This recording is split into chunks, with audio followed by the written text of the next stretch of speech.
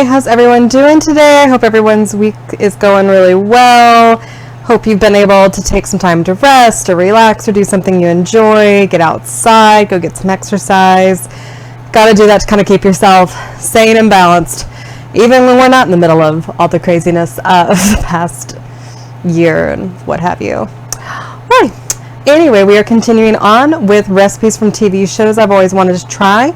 Today's comes from the TV show Psych, which stars James Roday and Dule Hill as Sean and Gus. Sean pretends to be a psychic detective, and Gus is like kind of partner in solving crimes. Here we go. And it went on for 8 seasons. It was on USA. You can stream it on Prime, and I think Peacock now, maybe somewhere else. But it's just really, it was really funny. It was really well written. A lot of little inside jokes that went out throughout the seasons. A lot of other great actors who also had starring roles within it. You had Maggie Lawson, Kirsten Nelson, Corbin Benson, Timothy Amundsen, and then just a crazy bevy of guest characters, some who came on over and over again. Anyway, the recipe we're making from that is called Fries, Quatro Quesos dos Fritos.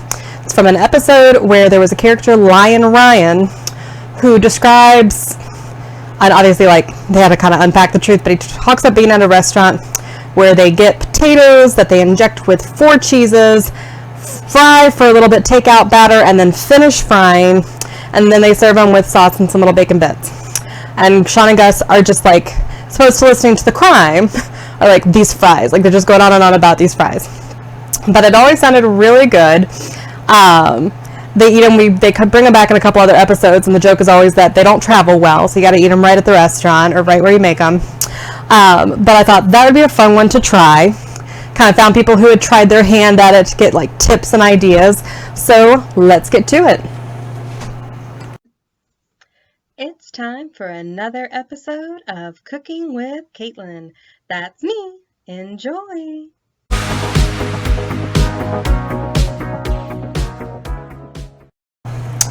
Alright, so we've boiled water, and this actually comes from Sean and Gus's own discussion in the episode about the potato and being able to kind of hollow it out to get the cheeses that likely they needed to be parboiled first.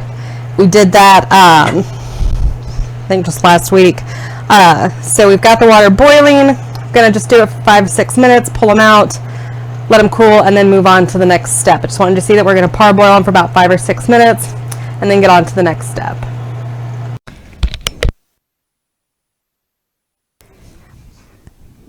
Alright, so now we're just going to slice off the top, and then be scraping out the insides, kind of hollowing it out to put the cheese mixture in. So I'm just going to keep doing that with all of them. But you see the technique.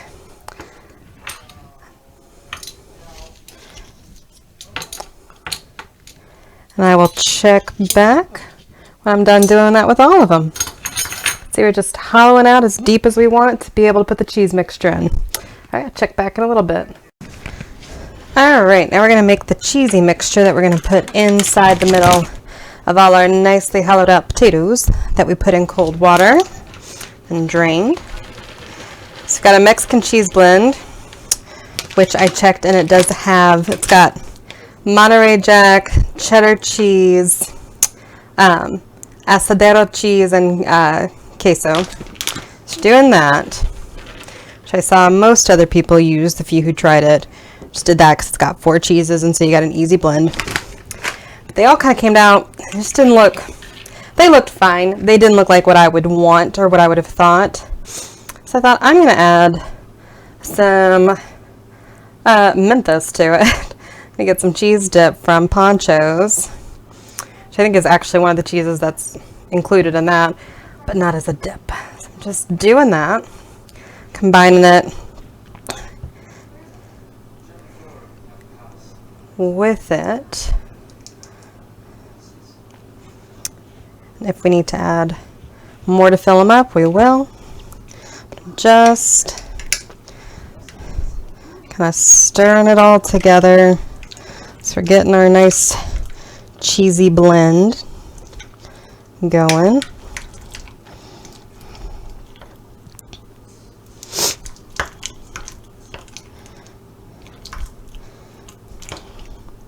Yeah, we'll need more than that, but just to show an example.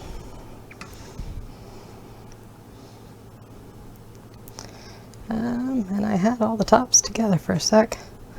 Then I kind of, there we go.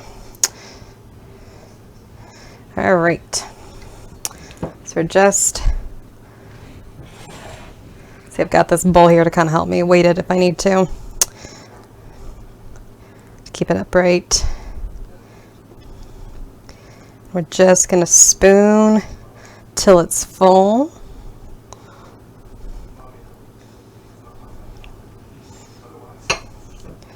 To get it nice and packed in there.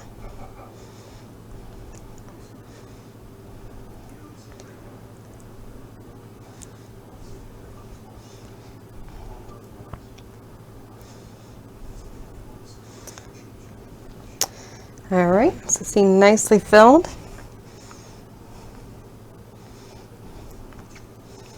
We've got our top. I'm gonna start, so everybody kind of recommended doing toothpicks in to kind of hold it in place.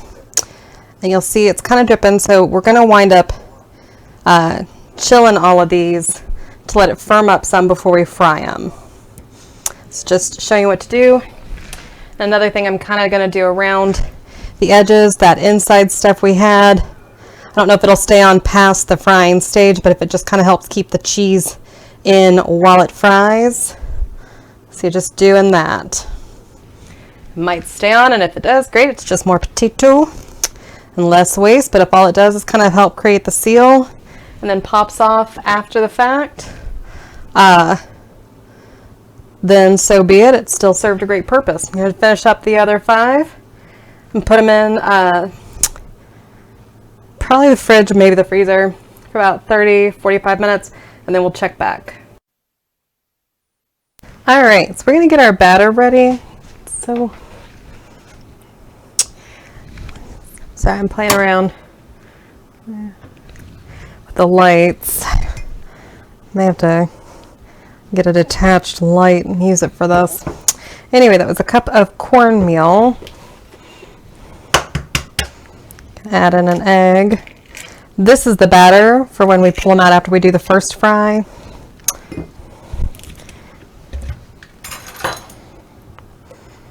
We want that just ready, even though we haven't fried yet.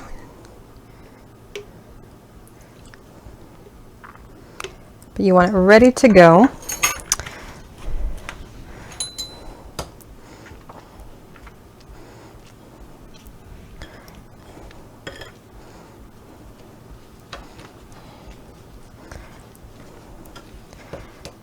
I'm doing it in this bowl because I think I can just kind of roll them in this because they weren't giant potatoes.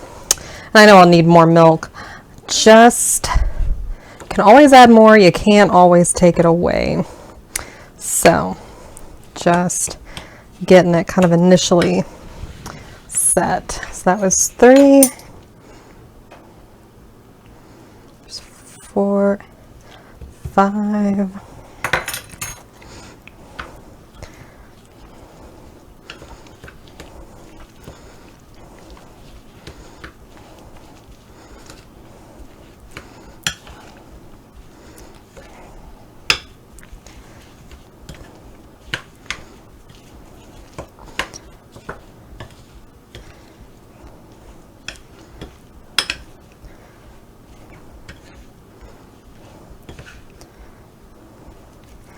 Still not battery enough.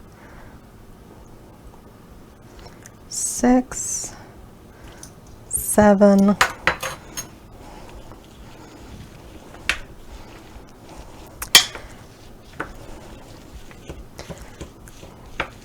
It's starting to get there, so that's good.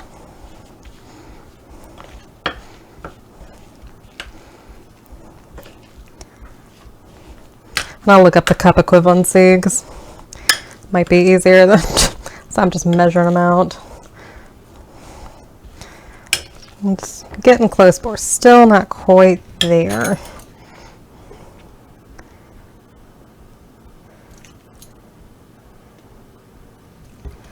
9.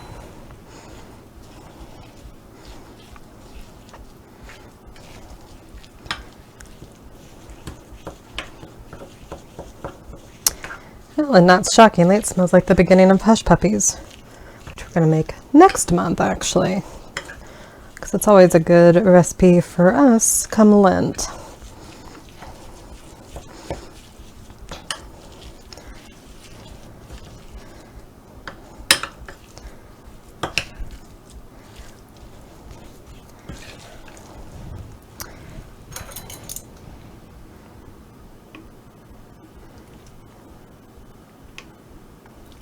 Yes, I know that's 11.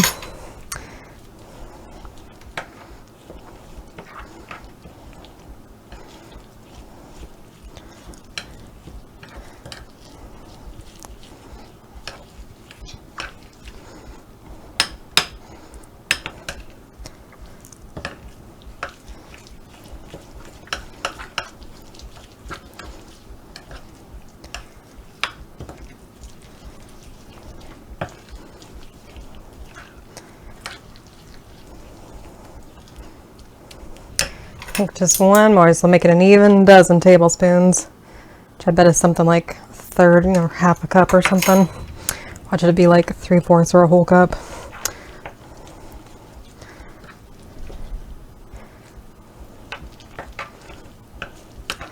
But there it is. Be good batter. Then we're just gonna add just a smidge bit of spice. That's what we're about to put in some sour cream too. Just a little flavor. Just a little chili blend that we got. It's not overpowering, just a little bit in there. So do just a little bit of salt, a little bit of pepper. You don't have to do a chili blend in there at all if you don't really want it spicy. I just know us. And I feel like Sean and Gus would approve. Get that super sniffer in there. All right, hang tight. All right, so Sean, they had said it should be in an ancho chili sauce, ancho chili sour cream actually. What I've got is this chili blend, and looking it up, it would be a similar enough flavor palette. So I'm gonna go with that. I've got about half a cup of sour cream, just did about a teaspoon in there to start. Because this is just supposed to be on it. It's not like you need it to fully coat it. Just kind of like a dipping sauce almost, except I think it's just drizzled over it the way we saw the pictures. All right, that's good. You can add a little more if you want. Sean also said that he thought it would go good with a lemon garlic aioli. So if spice isn't quite what you want to do, you could consider that too. All right, check back in a sec. Alright, so we're heating up the oil. It's going to be like with the French fries where we go to a medium low heat first, then we'll drain them, and then we'll do the high heat for the last bit after we batter them. Also, I didn't show this, but we've got a couple pieces of bacon to crumble around. Cook how you want, or bacon bits if you don't want to deal with it. My husband will always eat bacon, so it's just easier for me to get a whole thing of bacon, cook it up, and then use it for what I need and let him eat the rest over the course of a couple days. All right. Oh, I actually need the rest of it for something else later. Ha! Never mind. We'll check back on that another day. But we'll come back when this is heated up a bit more and ready for the first round with the potatoes. All right.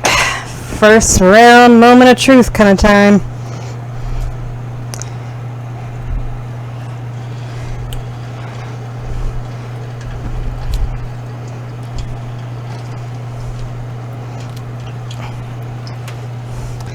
We're just going to let them go for a couple of minutes and then drain them and then do the batter and increase the heat. So we'll check back when it's time to take them out.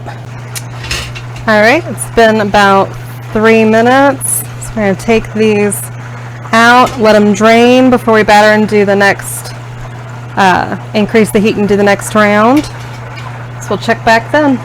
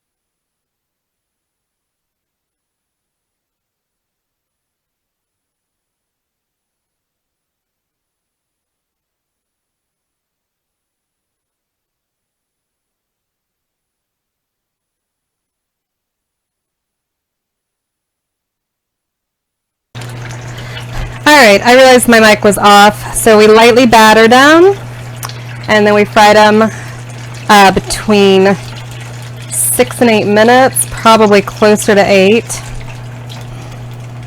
We're just going to drain them and then get them ready for serving. Let's check back in one sec. Alright, I'm just doing my plate. Just going to crumble up some bacon around underneath.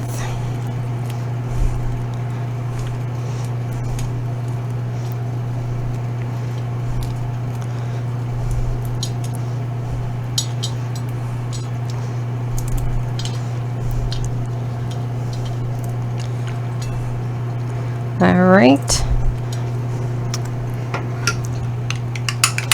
And then we've got that sour cream.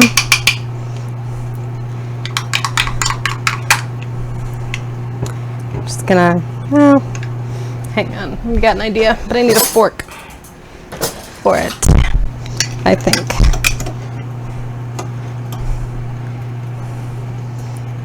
Well, maybe it won't work. But we're just kind of getting it across it. And probably serve some on the side.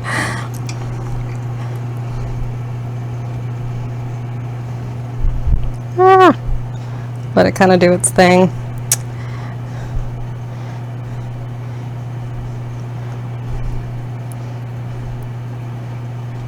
All right, pretty close. Anyway, bon appetit. Should definitely watch Psych if you haven't before. It's a wonderfully written show, hilarious, great actors and acting, and really fun storylines. All right, catch you later. To me, we needed to cut it open to see how nice and ooey gooey it is. Ah. Sorry, it kind of flew away. But there, look. All that nice ooey cheesy goodness just spilling right out onto the bacon. Not a bad place for it. All right, now bon appetit.